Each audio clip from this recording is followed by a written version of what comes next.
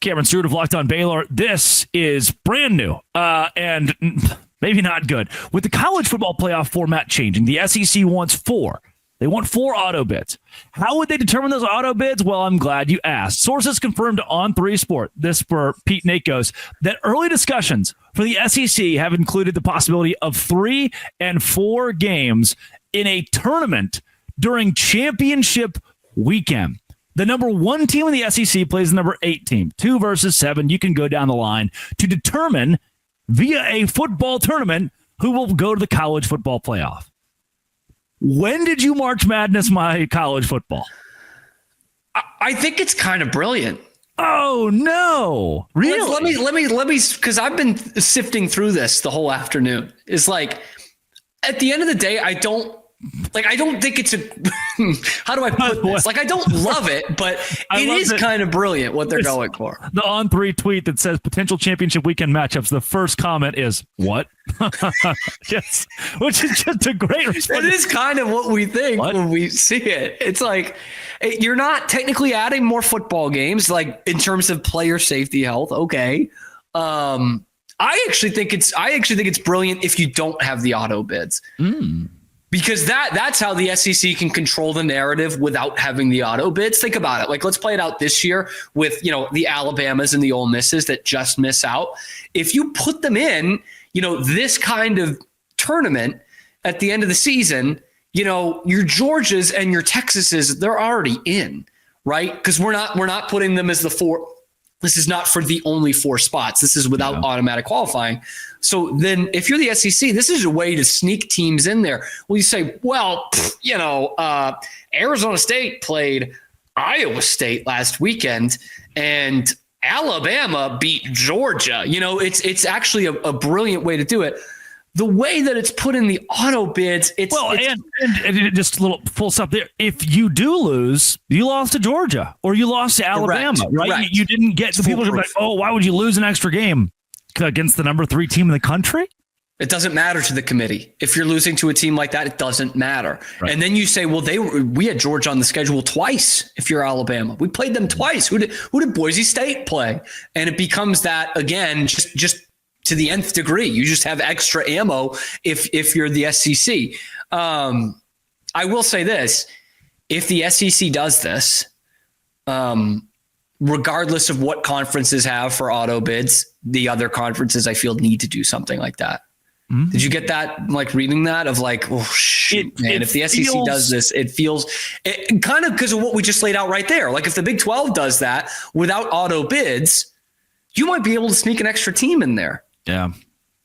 I get it. If the SEC does it, we have to. There's no doubt about this, that if the SEC or Big Ten say we're going to have conference championship weekend, where in our conference we have 4 games, the Big 12 will have to do the same thing. Yeah. And it will be to the Big 12's detriment because when Iowa State, who's number 24, beats number 6 Arizona State or number 6 BYU, now you're talking about taking those teams out of contention for a playoff spot, and people are going to still laugh at Iowa State, who was 23rd in the country. Now they're 17th. And now BYU dropped to 15. And you're looking at a 14-team playoff, and you're saying, well, the Big 12 shot itself in the foot. So if there aren't automatic qualifiers, if there are not, then you're just asking the Big 12 to lose an extra game, whereas in the SEC, based on ESPN's FPI, you're asking them to bolster their strength of schedule. They're not losing another game. Right. They're just adding to their strength of schedule, whereas in the Big 12, the loss would ultimately hurt you. That's what I mean. That's why it's brilliant, from the SEC standpoint. I don't want it to happen, but if this does happen, which I think it might at some point, then you have this incredible weekend of college football right up at the beginning of December. You have taken all the eyes off the rest of the conference championships. You're probably doing kind of like the playoff. You're probably doing one Thursday night. You're doing 2 on or whatever. I mean, 1 on Thursday, 1 on Friday, 2 on Saturday, whatever it is. And you have cornered the weekend before you're about to do it again, because you're going to have 3 teams playing in the first the on-campus weekend first round of the 12 team, 14 team, whatever the hell team playoff. Yeah. So it makes perfect SEC sense. it would. There's something uneasy about it, though. Every move they've made, the SEC that is, in the last 2 years since Texas and Oklahoma, there's just something. There's this monopolizing.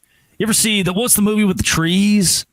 The Lorax. The Lorax, and there's that guy. Happening.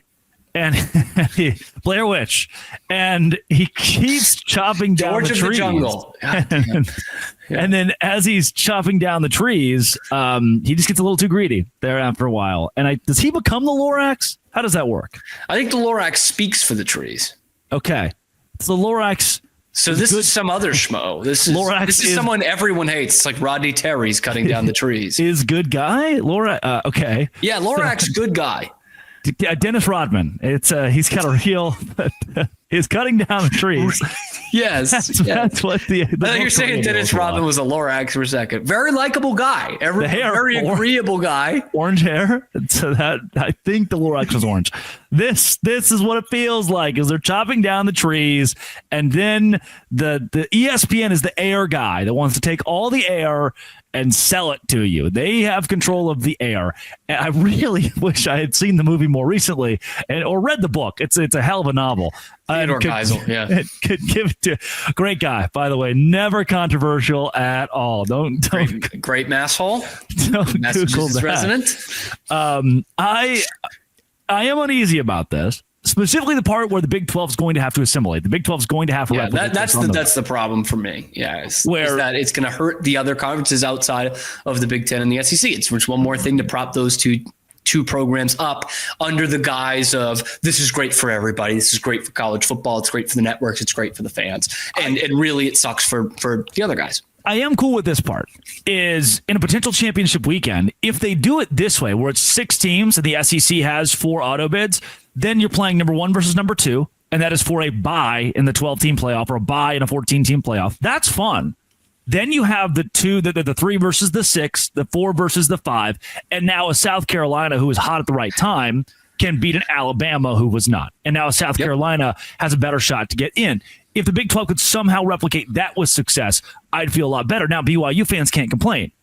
Now, at this point, Colorado fans can't complain. You've gotten your shot. And we saw with BYU and Colorado facing off in a bowl game this year, kind of what that would look like. What it would be like to have post-regular season a Big 12 matchup that felt like it had more on the line. That one, it was just fighting for a trophy in the Alamo Bowl. But we all had there was extra zest to it because of those two schools. Can I just suggest something born out of that then? Sure. Like, why don't we have more inter-conference bowl games?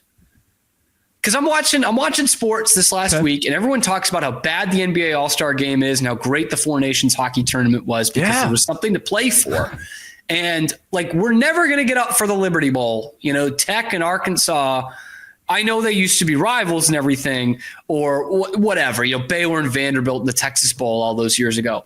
Why don't you just make that Tech versus Baylor in the Texas Bowl? Yeah. I don't know the logistics of where the money's coming from other conferences and all that BS, but like, that is how you make those bowl games more interesting. Yeah, that's fun. You play 2 teams who played each other, who have something against each other. Mm-hmm. That's how you make the Pinstripe Bowl interesting. Or you do USA, you like 3 nations, like Big 12. 3 nations facing off. USA, Australia, which is just like the best punting team of all time, and then each team plays by their own rules. Samoa, or we just call it Pacific Islander, and it's a BYU lot plus Utah. Just combining the roster. And honestly, they would have a fight. They would be very good. They would be very, very good. That's how you make the postseason in the Big 12 more enticing. You cancel the college football playoff. Let the SEC and Big 10 do that. You do America, Pacific Islanders, and Australia in a 3 nations Big 12 face-off. That's Cameron Stewart at Real Cam Stewart on Twitter. And this has been It Always Will Be. Locked On. Thanks for making it your first listen every single day. Dose Grande.